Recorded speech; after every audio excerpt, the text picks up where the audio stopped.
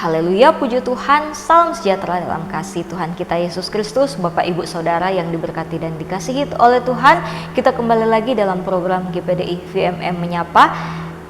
Mari kita melihat kebenaran firman Tuhan di dalam Kisah Rasul 2 ayat yang keempat. Maka penuhlah mereka dengan Roh Kudus, lalu mereka mulai berkata-kata dalam bahasa-bahasa lain seperti yang diberikan oleh Roh itu kepada mereka untuk mengatakannya. Puji Tuhan, kita sudah membaca akan kebenaran firman Tuhan. Hari-hari ini di gereja sedang mengadakan doa 10 hari pencurahan Roh Kudus. Dan ada yang sudah mengalami bahasa roh atau bahasa lidah, ada juga yang belum. Tetapi firman Tuhan ini berlaku untuk kita semua, baik yang sudah mengalami bahasa roh atau juga yang belum.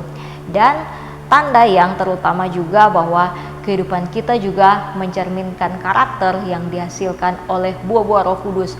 Dan buah-buah Roh Kudus itu kita tahu bersama ada 9, dan di sini saya hanya akan membahas yaitu tentang kasih.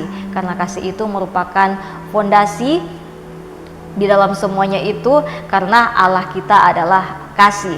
Dan tentunya kasih ini harus kita tunjukkan kepada Tuhan dan juga kepada sesama agar kehidupan kita seimbang. Tadi juga saya telah membacakan tentang bahasa roh, dan tentang bahasa roh, apakah kita yang sudah mulai berbahasa roh, apakah kehidupan kita juga menggunakan bahasa yang sesuai kepada orang-orang, yaitu bahasa kasih, bahasa yang ditunjukkan Allah kepada kita semua. Nah, saat ini saya akan membahas tentang bahasa kasih itu sendiri. Kita tahu bersama bahwa bahasa kasih itu ada 5, dan bahasa kasih ini telah Tuhan tunjukkan kepada kita semua tanpa kita sadari. Yang pertama yaitu afirmasi, yaitu kata-kata penegasan seperti pujian atau penyemangat.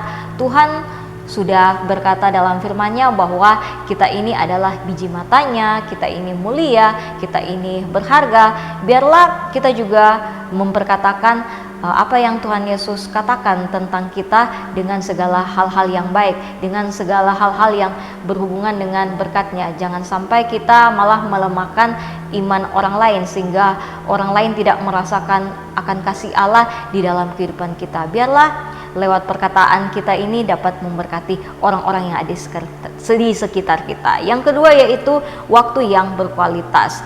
Nah, waktu yang berkualitas Tuhan juga sudah tunjukkan kepada kita lewat firman-Nya yang berkata, "Marilah kepadaku semua yang letih lesu dan berbeban berat, aku akan memberi kelegaan kepadamu." Tentunya Tuhan itu hanya sejauh doa. Jadi kapan saja kita datang kepada Tuhan lewat doa, pujian dan penyembahan kita kepadanya. Apalagi kita sudah diberikan Roh Kudus sebagai penolong di dalam kehidupan kita.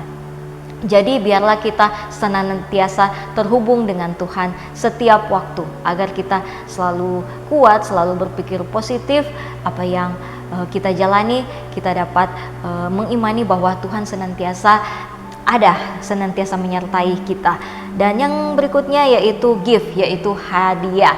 Tentunya kita tahu bersama bahwa kita sudah menerima hadiah yang terbesar di dalam kehidupan kita, yaitu Tuhan Yesus Kristus itu sendiri sudah mengorbankan dirinya di kayu salib dengan darahnya yang tercurah bagi kita semua untuk menebus semua dosa-dosa kita yang seharusnya kita yang dihukum, tetapi karena kasih Tuhan kepada kita semua, Dia rela mengorbankan dirinya untuk kita. Oleh karena itu kita juga berikan berita ini kepada mereka agar mereka tahu bahwa kita semua telah menerima hadiah yang terbesar dalam kehidupan kita.